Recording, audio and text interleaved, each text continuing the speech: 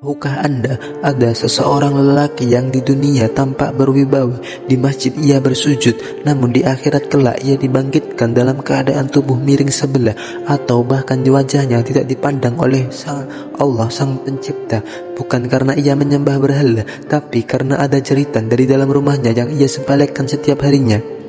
Banyak suami merasa surga ada di bawah telapak kaki ibunya, namun mereka lupa bahwa bagi seorang istri, pintu surganya ada pada keridhaan suaminya. Dan bagi suami, pertanggungjawaban terberatnya adalah wanita yang ia ambil dengan kalimat Allah. Kitab-kitab klasik seperti Al-Khambair hingga Ihya Ulumuddin telah memberikan peringatan keras. Kita tidak hanya bicara soal syirik atau zina, kita bicara tentang ad-dayyun, suami yang kehilangan rasa cemburu dan membiarkan keluarganya bermaksiat yang diharamkan baginya bau surga. Kita bicara tentang mereka yang menelan mahar istri secara zalim, atau mereka yang membiarkan anak istrinya kelaparan iman sementara ia sibuk dengan egonya. Hadis Nabi mengingatkan, cukuplah seseorang dianggap berdosa jika ia menelantarkan orang-orang yang menjadi tanggungannya, termasuk anak dan istrinya. Ini bukan sekedar menakut-nakuti, ini adalah navigasi. Karena sebelum Anda melangkah lebih jauh mengejar dunia, pastikan tidak ada hak istri dan anak yang menjadi penghalang Anda melewati jembatan Sirat. Mari kita bedah dosa besar suami yang sering dianggap remeh namun berakibat fatal di pengadilan keabadian. Simak selengkapnya. Dalam konstelasi hukum Islam yang penuh dengan keadilan dan perlindungan terhadap kehormatan, terdapat satu dosa yang getarannya sanggup meruntuhkan kredibilitas seorang lelaki seumur hidupnya, khazab, atau menuduh istri berzina tanpa bukti yang sah. Ini bukan sekedar pertengkaran rumah tangga biasa atau letupan cemburu sesaat. Ini adalah serangan terhadap kemuliaan seseorang wanita yang telah dihalalkan melalui kalimat Allah, dan syariat memandangnya sebagai salah satu dari 7 dosa besar yang membinasakan. Imam Az-Zahabi menempatkan khazab pada posisi yang sangat krusial. Beliau menjelaskan bahwa lisan seorang suami yang dengan ringan berucap, "Kamu telah berzina" atau "Anak ini bukan anakku," tanpa membawa 4 saksi laki-laki yang adil dan melihat kejadian tersebut secara nyata, telah menjatuhkan dirinya ke dalam jurang kehinaan. Dalam pandangan ulama klasik, tuduhan ini adalah bentuk pembunuhan karakter yang lebih tajam daripada pedang. Jika seorang suami menuduh istrinya berzina namun tidak mampu membuktikannya secara standar syariat, maka ia tidak hanya berdosa kepada Allah, tetapi juga terkena 3 konsekuensi hukum yang sangat berat di dunia. Pertama, ia berhak menerima hukuman fisik berupa cambuk sebanyak 80 kali. Kedua, yang jauh lebih menyakitkan bagi martabat seorang lelaki adalah pengumuman dari langit bahwa kesaksiannya tidak akan pernah diterima lagi selamanya. Ia menjadi orang yang kehilangan hak bicara di hadapan hukum karena lisannya dianggap sebagai lisan yang fasik.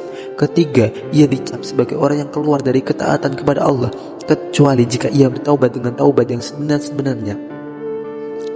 Secara lebih rinci, para fuqaha dalam berbagai kitab seperti Al-Hawi Al-Khabir menguraikan bahwa tuduhan ini bisa bersifat eksplisit maupun implisit. Suami yang mengatakan, "Aku melihatmu masuk ke kamar dengan lelaki itu, pasti kamu sudah berzina," tanpa adanya bukti 4 saksi yang melihat langsung persetubuhan tersebut, sudah cukup untuk menjatuhkannya pada dosa khazab. Islam sangat menutup rapat pintu fitnah ini, karena jika tuduhan zina dibiarkan liar tanpa saksi, maka tatanan nasab akan hancur dan kehormatan keluarga akan menjadi komoditas murahan di lisan orang-orang yang pendendam. Ulama klasik mengingatkan bahwa lisan yang sering menuduh tanpa bukti adalah cermin dari hati yang keruh dan iman yang rapuh. Seorang suami yang sejati adalah dia yang menutupi aib keluarganya, bukan yang justru menjadi sumber fitnah terbesar bagi istrinya sendiri. Menuduh istri berzina tanpa bukti adalah pengkhianatan terhadap akad mitaqan ghalidha, perjanjian yang sangat kuat yang ia ikat di hadapan Allah saat pertama kali meminang sang istri. Di akhirat kelak, lisan yang tajam ini akan menjadi saksi memberatkan dirinya sendiri di hadapan pengadilan yang tidak mengenal sogokan maupun. Dalam konstelasi hukum Islam yang penuh dengan keadilan dan perlindungan terhadap kehormatan, terdapat satu dosa yang getarannya sanggup meruntuhkan kredibilitas seorang lelaki seumur hidupnya, khazab, atau menuduh istri berzina tanpa bukti yang sah. Ini bukan sekedar pertengkaran rumah tangga biasa atau letupan cemburu sesaat. Ini adalah serangan terhadap kemuliaan seseorang wanita yang telah dihalalkan melalui kalimat Allah, dan syariat memandangnya sebagai salah satu dari 7 dosa besar yang membinasakan. Imam Az-Zahabi menempatkan Khalaf pada posisi yang sangat krusial. Beliau menjelaskan bahwa lisan seorang suami yang dengan ringan berucap, "Kamu telah berzina" atau "Anak ini bukan anakku," tanpa membawa 4 saksi laki-laki yang adil dan melihat kejadian tersebut secara nyata, telah menjatuhkan dirinya ke dalam jurang kehinaan. Dalam pandangan ulama klasik, tuduhan ini adalah bentuk pembunuhan karakter yang lebih tajam daripada pedang. Jika seorang suami menuduh istrinya berzina namun tidak mampu membuktikannya secara standar syariat, maka ia tidak hanya berdosa kepada Allah, tetapi juga terkena 3 konsekuensi hukum yang sangat berat di dunia. Pertama, ia berhak menerima hukuman fisik berupa cambuk sebanyak 80 kali. Kedua, yang jauh lebih menyakitkan bagi martabat seorang lelaki adalah pengumuman dari langit bahwa kesaksiannya tidak akan pernah diterima lagi selamanya. Ia menjadi orang yang kehilangan hak bicara di hadapan hukum karena lisannya dianggap sebagai lisan yang fasik. Ketiga, ia dicap sebagai orang yang keluar dari ketaatan kepada Allah, kecuali jika ia bertaubat dengan taubat yang sebenar-benarnya. Secara lebih rinci, para fuqaha dalam berbagai kitab seperti Al-Hawi Al-Khabir menguraikan bahwa tuduhan ini bisa bersifat eksplisit maupun implisit. Suami yang mengatakan, "Aku melihatmu masuk ke kamar dengan lelaki itu, pasti kamu sudah berzina," tanpa adanya bukti 4 saksi yang melihat langsung persetubuhan tersebut, sudah cukup untuk menjatuhkannya pada dosa khaldab. Islam sangat menutup rapat pintu fitnah ini, karena jika tuduhan zina dibiarkan liar tanpa saksi, maka tatanan nasab akan hancur dan kehormatan keluarga akan menjadi komoditas murahan di lisan orang-orang yang pendendam. Ulama klasik mengingatkan bahwa lisan yang sering menuduh tanpa bukti adalah cermin dari hati yang keruh dan iman yang rapuh. Seorang suami yang sejati adalah dia yang menutupi aib keluarganya, bukan yang justru menjadi sumber fitnah terhadap besar bagi istrinya sendiri. Menuduh istri berzina tanpa bukti adalah pengkhianatan terhadap akad mitaqon ghalidha, perjanjian yang sangat kuat yang ia ikat di hadapan Allah saat pertama kali meminang sang istri. Di akhirat kelak, lisan yang tajam ini akan menjadi saksi memberatkan dirinya sendiri di hadapan pengadilan yang tidak mengenal sogokan maupun dusta. Arsitektur iman seorang lelaki yang berstatus sebagai kepala keluarga, sholat fardu bukan sekedar rutinitas ibadah, melainkan tiang penyangga utama yang menentukan tegak atau runtuhnya seluruh bangunan rumah tangga. Meninggalkan sholat fardu bagi seorang suami adalah sebuah pengkhianatan eksistensial, sebuah tindakan yang dalam pandangan para ulama klasik bukan hanya dosa besar biasa, melainkan garis tipis yang memisahkan antara cahaya iman dan kegelapan kufur. Imam Az-Zahabi dalam kitab Al-Khabair menempatkan dosa meninggalkan sholat tepat setelah dosa syirik, menegaskan betapa fatalnya kedudukan amalan ini. Beliau merujuk pada hakikat bahwa sholat adalah wasiat terakhir Rasulullah sebelum wafat. Bagi seorang suami, meninggalkan sholat berarti ia telah memutus tali hubungannya dengan sang pemberi rezeki. Bagaimana mungkin seorang lelaki bisa memimpin istri dan anak-anaknya menuju surga, sementara ia sendiri enggan bersujud kepada pemilik surga? Dalam kitab As-Shalah, Imam Ibnu Qayyim menguraikan dengan sangat tajam bahwa dosa meninggalkan sholat fardu dengan sengaja hingga habis waktunya lebih besar dosanya di sisi Allah daripada dosa membunuh jiwa, merampas harta orang lain, berzina, mencuri, dan meminum khamar. Secara lebih rinci, para ulama seperti Imam Nawawi mengetengahkan hadis sahih yang menyebutkan bahwa pembatas antara seorang hamba dengan kesyirikan dan kekafiran adalah meninggalkan sholat. Jika seorang suami meninggalkan sholat, maka keberkahan dalam nafkah yang ia cari akan dicabut, ketenangan dalam rumah tangganya akan sirna, dan kewibawaannya di depan istri serta anak-anaknya akan luntur secara rohani. Ia menjadi pemimpin yang lumpuh secara spiritual. Ia bisa memberi makan fisik keluarganya, namun ia membiarkan rohani mereka kelaparan dan kering kerontang. Kitab-kitab fikih klasik juga menyoroti dampak hukum yang mengerikan bagi mereka yang meremehkan sholat. Sebagian ulama bahkan berpendapat bahwa lelaki yang sengaja meninggalkan sholat karena mengingkari kewajibannya telah keluar dari Islam, sementara mereka yang meninggalkan karena malas tetap dianggap melakukan dosa besar yang pelakunya berhak mendapatkan hukuman berat di dunia dan siksa sakhor di akhirat. Siksa bagi mereka yang melalaikan sholat, sebagaimana digambarkan dalam kitab Duratun Nasihin, melibatkan penderitaan yang tak terbayangkan sejak di alam barzah hingga hari pembalasan, di mana wajah mereka akan digelapkan dan nama mereka terhapus dari daftar hamba-hamba yang dicintai Allah. Lebih dari itu, suami yang meninggalkan sholat fardu telah memberikan teladan kehancuran bagi generasinya. Ia adalah pencuri waktu yang paling nyata, karena ia mengambil waktu yang telah Allah tetapkan untuk menghadapnya demi urusan duniawi yang fana. Ia mengabaikan panggilan hayya 'alal falah, marilah menuju kemenangan, sehingga hidupnya seringkali terjebak dalam kekalahan demi kekalahan batin. merasa tidak pernah cukup, penuh kegelisahan, dan selalu merasa terbebani oleh tanggung jawab keluarga. Ulama klasik mengingatkan bahwa sholat adalah amanah pertama yang akan dihisab.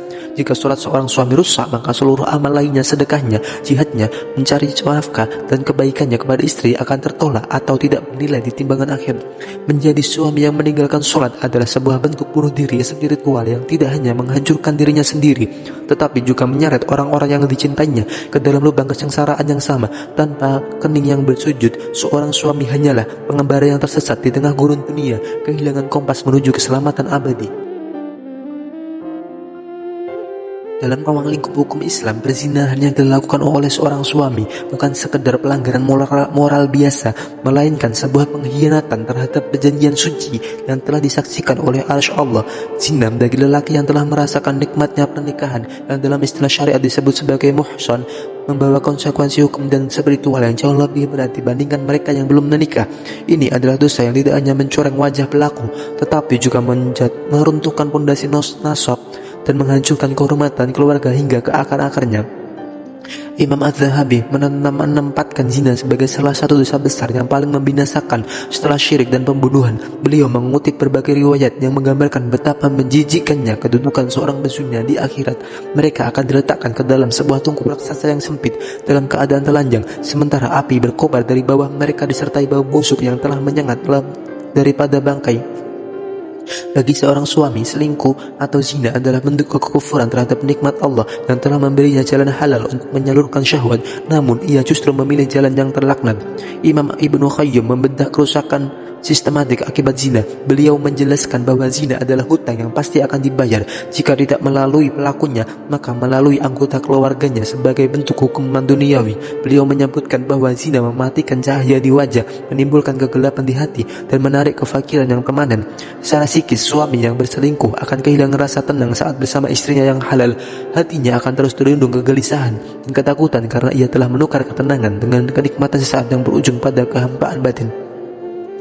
Dosa ini berlipat ganda nilainya jika seorang suami berselingkuh dengan istri tetangganya.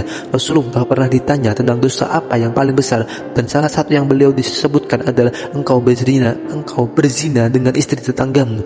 Hal ini karena seorang tetangga seharusnya mendapatkan perlindungan dan keamanan dari kita, namun justru dikhianati kehormatannya. Secara sosial, perselingkuhan suami mengakibatkan hancurnya kepercayaan istri, trauma mendalam pada anak-anak, dan rusaknya tatanan masyarakat karena percampuran benih yang tidak sah dapat merusak garis waris dan hukum mahram. Para ulama salaf sering mengingatkan bahwa setiap langkah kaki menuju tempat maksiat adalah langkah menuju kehancuran rezeki. Suami yang berselingkuh mungkin merasa ia bisa menyembunyikan rahasianya dari manusia, namun ia lupa bahwa bui tempatnya berpijak akan memberikan kesaksian, dan Allah yang Maha Melihat tidak pernah tidur. Zina bagi seorang suami adalah pintu kemiskinan ruhani yang paling lebar. Ia akan merasa selalu kurang, selalu haus akan kemaksiatan baru, sehingga akhirnya ia menemui Tuhannya dalam keadaan bangkrut dari segala amal kebajikannya. Hanya dengan taubat nasuha yang diawali dengan penyesalan sedalam samudra, pemutusan total dengan pelaku maksiat, dan upaya tulus untuk memperbaiki hubungan dengan istri yang dizalimi, pintu ampunan dapat kembali diketuk. Dalam tatanan syariat, poligami bukan sekedar hak istimewa untuk memuaskan hasrat, melainkan sebuah ujian kepemimpinan yang sangat berat dan penuh resiko ukhrawi. Ketika seorang suami memutuskan untuk memiliki istri lebih dari satu, ia secara otomatis memikul beban keadilan yang mutlak di atas pundaknya. Ketidakadilan dalam poligami, baik dalam pembagian waktu, nafkah maupun sikap lahiriah, adalah bentuk kezaliman yang dalam kitab-kitab ulama digambarkan sebagai kegelapan yang berlipat ganda pada hari kiamat. Imam Az-Zahabi memberikan peringatan keras bagi para suami yang mempraktikkan poligami namun hanya condong kepada salah satu istri dan mengabaikan yang lain. Kezaliman ini merupakan pelanggaran langsung terhadap perintah Allah dalam Al-Quran yang memerintahkan keadilan. Beliau mengutip hadis Nabi Muhammad SAW yang sangat masyhur dan menggetarkan. Barang siapa yang memiliki dua istri, lalu ia lebih condong kepada salah satunya, maka ia akan datang pada hari kiamat dalam keadaan salah satu sisi tubuhnya miring atau jatuh. Para ulama menjelaskan bahwa miringnya tubuh ini adalah bentuk penghinaan publik di padang mahsyar, menunjukkan kepada seluruh makhluk bahwa lelaki tersebut adalah pemimpin yang gagal dan zalim di dunia. Secara lebih umum, Imam Syafi'i menguraikan secara rinci batasan keadilan yang wajib dipenuhi. Beliau menekankan bahwa keadilan yang dituntut adalah keadilan dalam hal-hal yang bersifat zuhir, seperti pembagian malam, penyediaan tempat tinggal, dan pemberian nafkah materi. Jika seorang suami memberikan rumah yang mewah bagi istri kedua, namun membiarkan istri pertama tinggal di tempat yang tidak layak atau menghabiskan waktu berpekan-pekan di satu rumah, sementara rumah lainnya hanya dikunjungi sesekali, maka ia telah jatuh ke dalam dosa besar kezaliman. Meskipun Islam memaklumi jika ada perbedaan dalam kecenderungan hati atau rasa cinta, karena itu di luar kendali manusia, suami dilarang keras mempertontonkan kecenderungan itu dalam bentuk perlakuan yang diskriminatif. Dalam kitab Ihya Ulumuddin, Imam Ghazali mengingatkan bahwa poligami bagi lelaki yang tidak mampu mengendalikan hawa nafsunya dan tidak memiliki dasar ilmu agama yang kuat hanya akan menjadi pintu menuju neraka. Beliau menjelaskan bahwa syaitan akan masuk melalui celah kecemburuan antara istri untuk menggoda suami agar berlaku tidak adil. Suami yang zalim dalam poligami seringkali menggunakan dalih agama untuk menekan istri yang tidak disukainya agar merelakan hak-haknya, padahal secara batin ia sedang menyiksa jiwa wanita tersebut. Jadi suami poligami yang zalim berarti sedang menabung azab di setiap detik ketidakadilannya. Ia mungkin merasa menang di dunia karena bisa memanjakan istri kesayangannya, namun hakikatnya ia sedang berjalan menuju pengadilan akhirat dengan memikul beban hak-hak manusia yang belum tuntas. Satu-satunya jalan keselamatan adalah dengan segera memperbaiki pembagian yang tidak adil tersebut, meminta keridhaan dari istri yang dizalimi, dan menyadari bahwa setiap malam yang dilewati dengan ketidakadilan adalah satu langkah lebih dekat menuju kehinaan yang abadi. Dalam hierarki kepemimpinan rumah tangga, seorang suami adalah pelayan bagi keselamatan akhirat keluarganya, bukan penguasa yang berhak menghalangi jalan menuju Allah. Menghalangi istri untuk beribadah dan menuntut ilmu agama adalah bentuk penyalahgunaan otoritas yang sangat fatal. Dalam pandangan para ulama klasik, tindakan ini bukan hanya sebuah kezaliman personal, melainkan upaya sadar untuk memadamkan cahaya hidayah di dalam rumah tangganya sendiri, sebuah dosa yang memosisikan suami sebagai penghalang antara hamba dengan sang pencipta. Imam Az-Zahabi dan para ulama besar lainnya menekankan bahwa ketaatan istri kepada suami memiliki batas yang sangat tegas, yaitu selama tidak bertentangan dengan syariat Allah. Ketika seorang suami melarang istrinya melakukan ibadah wajib seperti sholat 5 waktu, puasa Ramadan, atau menuntut ilmu yang bersifat fardu ain, ilmu tentang tauhid, tata cara ibadah, dan akhlak dasar, maka suami tersebut telah melakukan pembangkangan terhadap hukum langit. Dalam kitab Al-Mughni, Ibnu Qudamah menjelaskan bahwa jika seorang istri belum memahami kewajiban agamanya dan suami tidak mampu mengajarinya, maka suami wajib mengizinkan istrinya keluar untuk belajar atau mendatangkan guru ke rumah. Menghalanginya dalam kondisi ini adalah sebuah dosa besar karena membiarkan istri berada dalam kebodohan yang mengancam keselamatannya di akhirat. Lebih dalam lagi, Imam Al-Ghazali dalam Ihya Ulumuddin membedah tanggung jawab spiritual seorang suami sebagai murabi, pendidik. Beliau menegaskan bahwa seorang suami yang membiarkan istrinya jauh dari ilmu agama sebenarnya sedang menumpuk kayu bakar untuk membakar dirinya sendiri. Mengapa demikian? Karena istri yang bodoh akan agama tidak akan mampu mendidik anak-anaknya dengan tauhid, tidak mampu menjaga kehormatan rumah tangganya sesuai syariat, dan akan menjadi penggugat utama bagi suaminya di padang mahsyar kelak. Ia akan berkata di hadapan Allah, "Ya Rabb, suamiku ini dahulu hanya sibuk memberiku makan dunia, namun ia menghalangiku mengenalmu dan mempelajari agamamu." Secara rincinya, kezaliman ini seringkali muncul dalam bentuk yang halus namun mematikan. Ada suami yang merasa terancam jika istrinya memiliki pemahaman agama yang lebih dalam, lalu ia melarang istrinya menghadiri majelis ilmu atau membaca kitab-kitab ulama dengan alasan tugas rumah tangga. Padahal, menuntut ilmu dasar agama adalah hak asasi setiap muslimah yang tidak bisa digugurkan oleh perintah suami manapun. Ulama klasik mengingatkan sebuah kaidah agung, la ta'ata li makhluqin fi ma'syiyatil khaliq. Tidak ada ketaatan kepada makhluk, suami, dalam hal bermaksiat kepada Khalik, Allah. Jika suami memerintahkan istri meninggalkan kewajiban agama, ia telah kehilangan legitimasi kepemimpinannya secara moral. Dampak dari dosa ini adalah keringnya keberkahan dalam rumah tangga. Rumah yang di dalamnya seorang istri dihalangi untuk sujud atau belajar agama akan berubah menjadi tempat yang gelap secara ruhani, penuh dengan pertikaian dan jauh dari perlindungan malaikat. Suami yang melakukan ini pada hakikatnya sedang bertindak sebagai wakil setan di dalam rumahnya, karena setanlah yang paling menginginkan manusia jauh dari ilmu dan ibadah. Ia mengkhianati amanah yang terkandung dalam firman Allah, "Jagalah dirimu dan keluargamu dari api neraka." QS At-Tahrim 6.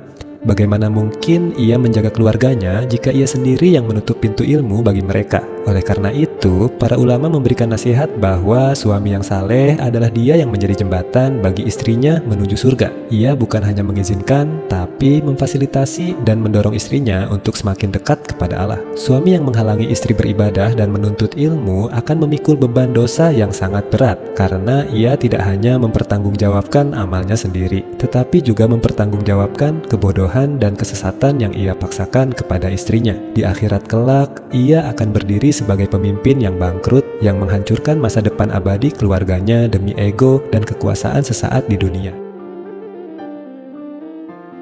Dalam tatanan syariat yang sangat memuliakan adab dan fitrah manusia, hubungan intim antara suami dan istri bukan sekadar pelampiasan hasrat biologis, melainkan ibadah yang memiliki aturan suci. Namun, keindahan ibadah ini akan berubah menjadi dosa besar yang mendatangkan laknat jika seorang suami melampaui batas-batas yang telah digariskan oleh Sang Pencipta. Melakukan hubungan seksual melalui dubur, liwat, atau memaksa istri berhubungan intim saat sedang dalam keadaan haid adalah bentuk pelanggaran serius yang dalam kitab-kitab ulama klasik dianggap sebagai tindakan merusak fitrah dan menantang syariat secara terang-terangan. Imam Az-Zahabi dalam kitab Al-Kabair menempatkan perbuatan liwat, anal seks, terhadap istri sebagai salah satu dosa besar yang amat keji. Beliau merujuk pada hadis Nabi SAW yang sangat menggetarkan, dilaknat orang yang menyetubuhi istrinya di duburnya.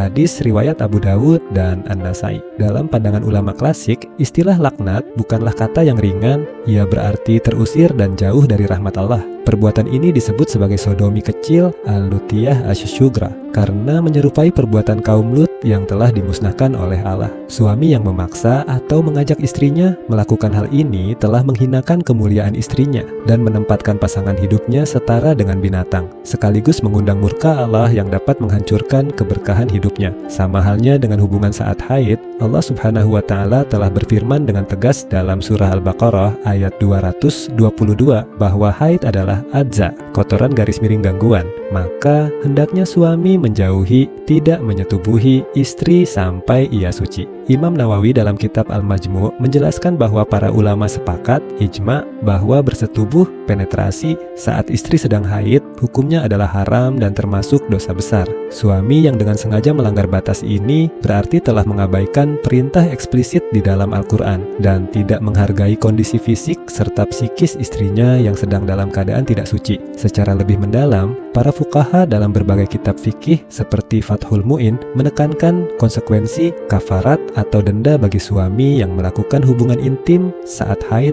sebagai bentuk penebusan dosa di dunia, selain taubat nasuha kepada Allah. Secara medis dan psikologis, ulama klasik pun telah memahami bahwa tindakan-tindakan menyimpang ini membawa kerusakan kesehatan dan merusak rasa cinta yang tulus antara suami istri. Hubungan yang seharusnya menjadi sumber ketenangan, sakinah, justru berubah menjadi sumber trauma, kebencian, dan kotoran spiritual yang menghijab doa-doa sang suami. Ibnu Qayyim Al-Jauziyah dalam Zadul Ma'ad menerangkan bahwa Allah hanya menghalalkan hubungan suami istri pada tempat yang menjadi ladang keturunan, kemaluan, dan dalam keadaan suci. Maka sengaja mencari jalan lain atau memaksakan kehendak di waktu yang dilarang adalah bentuk pemberontakan terhadap hikmah penciptaan. Suami yang melakukan ini dianggap telah kehilangan rasa malunya kepada Allah dan malaikat-malaikatnya yang senantiasa mencatat amalan manusia. Dampak spiritual dari dosa ini adalah dicabutnya rasa malu dan kesucian dari dalam rumah tangga. Suami yang membiasakan diri dengan hal-hal yang diharamkan dalam urusan ranjang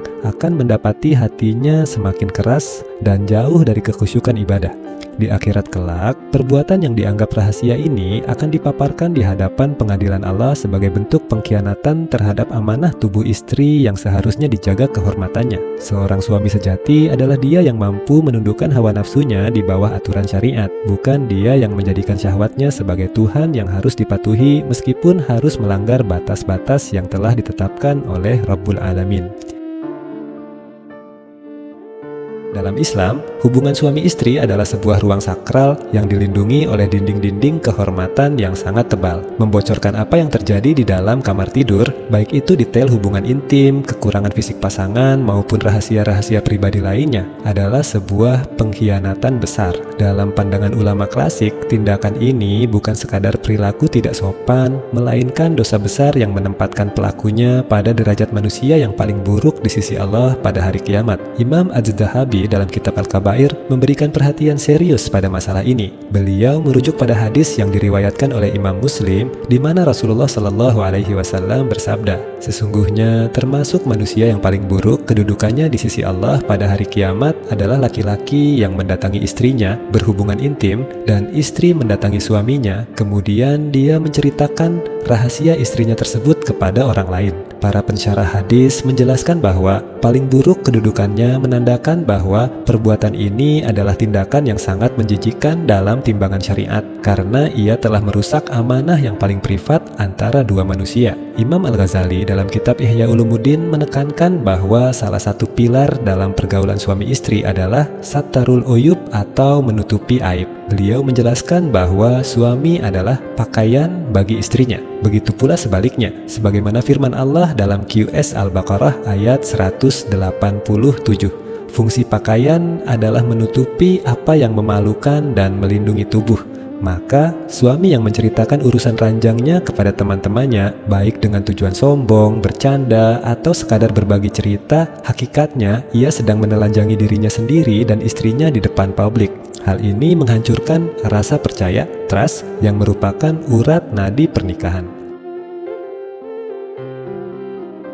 Dalam tatanan hukum Islam, pemberian nafkah bukanlah sebuah kedermawanan atau hadiah dari seorang suami kepada istrinya, melainkan sebuah kewajiban mutlak yang bersifat mengikat dan menjadi sebab dihalalkannya hubungan antara keduanya. Melalaikan nafkah, lahir dan batin secara sengaja adalah bentuk kezaliman finansial dan emosional yang sangat berat. Dalam pandangan para ulama klasik, suami yang menahan hak-hak dasar keluarganya sementara ia memiliki kemampuan telah jatuh ke dalam dosa pengkhianatan terhadap amanah dan dianggap telah menghancurkan salah satu pilar utama pernikahan. Imam Az-Zahabi dalam kitab Al-Kabair memberikan peringatan yang sangat tajam mengenai hal ini. Beliau mengutip hadis Nabi Shallallahu Alaihi Wasallam yang diriwayatkan oleh Imam Abu Dawud dan An-Nasai. Cukuplah seseorang dianggap berdosa jika ia menelantarkan orang yang menjadi tanggungannya. Para pensyarah kitab hadis menjelaskan bahwa kata menelantarkan di sini mencakup tindakan menahan harta yang seharusnya digunakan untuk mencukupi kebutuhan pangan, pakaian, dan tempat tinggal bagi istri dan anak-anak. Jika seorang suami lebih memilih menghabiskan hartanya untuk kesenangan pribadi, hobi yang sia-sia, atau kemewahan dirinya sendiri sementara keluarganya dalam kondisi serba kekurangan, maka setiap suap makanan yang ia makan sendiri menjadi saksi kezalimannya di akhirat. Lebih mendalam lagi, Imam Nawawi dalam kitab Minhaj At-Talibin menguraikan bahwa nafkah adalah hak yang harus ditunaikan secara harian. Jika seorang suami tidak memberikannya, maka hal itu dihitung sebagai hutang yang tidak akan gugur kecuali jika istri merelakannya. Secara batin, kezaliman ini jauh lebih menyakitkan. Ulama klasik seperti Imam Al-Ghazali dalam Ihya Ulumuddin menekankan pentingnya nafkah batin yang tidak hanya terbatas pada hubungan intim, tetapi juga mencakup pergaulan yang ma'ruf, pemberian rasa aman, serta perhatian kasih sayang.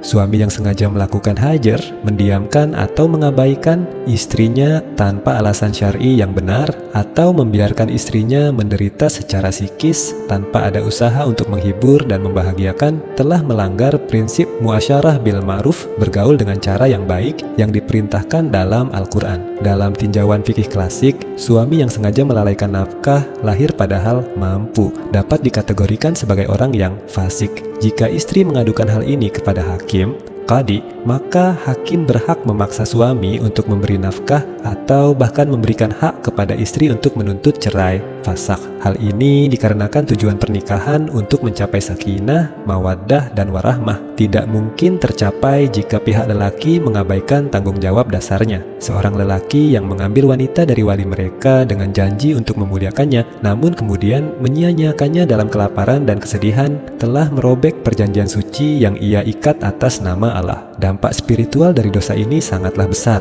Suami yang menelantarkan nafkah akan mendapati pintu-pintu keberkahan dalam hidupnya tertutup. Doanya menjadi sulit menembus langit karena ada jerit lapar dan tangis kecewa dari istri dan anak-anaknya yang menghalangi. Di akhirat kelak, ia akan berdiri sebagai pemimpin yang bangkrut. Ia mungkin membawa pahala salat dan puasa, namun pahala-pahala tersebut akan dialihkan kepada istri dan anaknya sebagai penebus atas hak-hak materi dan emosional yang ia rampas selama di dunia. Ulama klasik mengingatkan bahwa tangan seorang suami seharusnya menjadi tangan yang memberi dan melindungi, bukan tangan yang mencekik hak-hak keluarganya. Melalaikan nafkah, lahir dan batin secara sengaja adalah bentuk pembunuhan perlahan terhadap martabat dan kebahagiaan istri. Sebelum seorang suami berdiri di hadapan Allah untuk mempertanggungjawabkan salatnya, ia akan terlebih dahulu ditanya tentang bagaimana ia memperlakukan amanah yang ada di dalam rumahnya. Menjadi suami yang bakhil, pelit terhadap keluarga sendiri adalah sebuah kehinaan yang tidak hanya dibenci oleh manusia, tetapi juga mengundang murka Sang Maha Pemberi rezeki.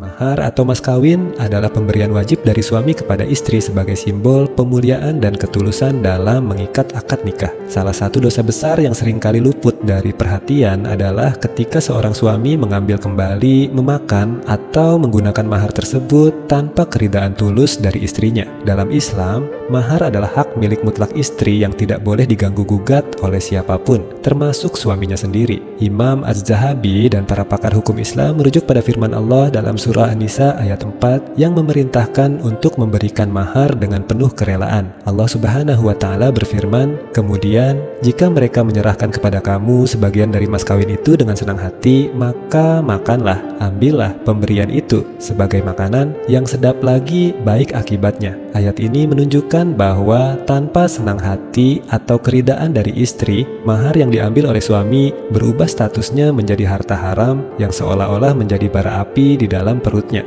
Dosa memakan mahar tanpa ridha adalah bentuk pelanggaran terhadap hablum minanas, hak sesama manusia. Allah tidak akan mengampuni dosa ini sampai sang istri memberikan kemaafan atau harta tersebut dikembalikan seutuhnya. Di hari pembalasan, suami yang memakan mahar istrinya akan dituntut untuk membayar hutang tersebut dengan amal-amal kebaikannya, hingga ia menyadari bahwa kerakusannya terhadap harta istri di dunia telah menyebabkan kebangkrutannya di akhirat. Seorang suami bukan hanya berperan sebagai penyedia materi, breadwinner, melainkan pengemban amanah sebagai murabbi atau pendidik utama dalam rumah tangga. Menelantarkan pendidikan agama anak, membiarkan mereka tumbuh tanpa mengenal tauhid, buta terhadap hukum salat, dan jauh dari akhlak Islam adalah pengkhianatan terhadap amanah yang paling suci. Dalam pandangan ulama klasik, ini adalah bentuk pembunuhan spiritual yang dampaknya jauh lebih mengerikan daripada kemiskinan harta. Imam Az-Zahabi dan para ulama merujuk pada firman Allah dalam surah At-Tahrim ayat 6, "Wahai orang-orang yang beriman, jagalah dirimu dan keluargamu dari api neraka." Imam Mujahid, seorang pakar tafsir dari generasi tabi'in, menjelaskan bahwa makna jagalah keluargamu adalah dengan mendidik dan mendisiplinkan mereka di atas ketaatan kepada Allah. Jika seorang suami hanya sibuk mengejar karier dan tumpukan harta, namun membiarkan anak-anaknya terperosok ke dalam kemaksiatan karena kebodohan akan agama, maka ia telah gagal menjalankan fungsi kepemimpinan yang akan dihisab dengan sangat berat. Dalam kitab Tuhfatul Maudud bi Ahkamil Maulud, Imam Ibnu Qayyim al-Jauziyah menekankan bahwa kerusakan anak-anak mayoritas bersumber dari kelalaian ayah mereka yang mengabaikan pendidikan fardu ain. Beliau menyebutkan bahwa ayah yang hanya peduli pada urusan perut dan kesuksesan duniawi anaknya, namun membiarkan anak tersebut tidak mengenal Rabbnya, sebenarnya telah melakukan kezaliman yang nyata. Rasulullah Shallallahu Alaihi Wasallam bersabda, "Setiap kalian adalah pemimpin dan setiap kalian akan ditanya tentang kepemimpinannya." Hadis riwayat Bukhari dan Muslim. Anak-anak adalah titipan. Jika suami abai, ia telah merusak fitrah yang Allah titipkan padanya. Secara rincinya, dosa ini menjadi sangat besar ketika suami memiliki kemampuan untuk mendidik atau memfasilitasi pendidikan tersebut, namun memilih untuk tidak peduli. Di akhirat kelak, seorang anak dapat menjadi musuh bagi ayahnya sendiri. Mereka akan menggugat di hadapan Allah, "Ya Rob, ambilkan hakku dari ayahku karena ia tidak pernah mengajarkanku cara menyembahmu dan membiarkanku dalam kesesatan."